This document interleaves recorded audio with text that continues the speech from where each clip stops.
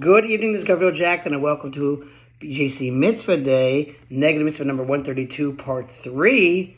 A Mitzvah Day keeps your soul on its way. I know it's a late hour, and I apologize.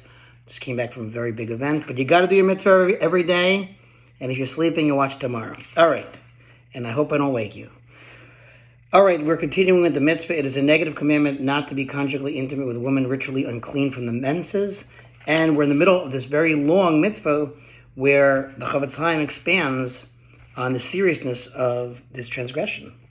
First of all, a man must know that all punishments stated in our holy Torah and by the sages of blessed memory for anyone who transgresses the prohibition on conjugal intimacy with forbidden relations, i.e. with close kin, applies also to the prohibition on a woman menstrually defiled, and both of them, both partners to the sin, are punishable by chorus, divine severance of existence, on account of it.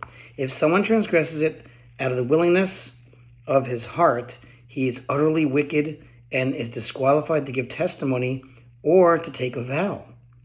On account of this, he is called a deliberate Jewish sinner with his body, and to him the ruling applies from Talmud Bavli and Rosh Hashanah that if someone has a majority of sins in his heavenly account, and among those sins there's also this wrong deed, he is sentenced to 12 months in Gehenna, purgatory, after which his body's existence is ended and his soul is consumed in fire, whereupon the wind scatters his ashes under the feet of the righteous. So it's a very severe punishment, clearly.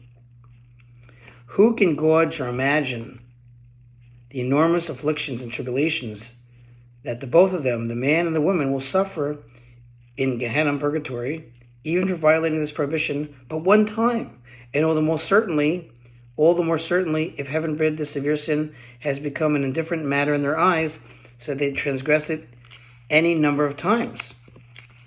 Moreover, in many instances, this sin causes her to die when the time comes for her to deliver a child. As the sages of blessed memory taught, over 3 sins women die at the time they give birth, because they are not careful about menstrual defilement, separating a portion of the dough for the Kohen, and lighting the Sabbath candles. This sin is also the cause many times that their children die. God forbid. But even if one sees that his children survive, let him not think that all will be well for him, for he does not know what will happen at the end of days. Furthermore, the children born to him in consequence of this transgression will certainly be completely wicked. God forbid.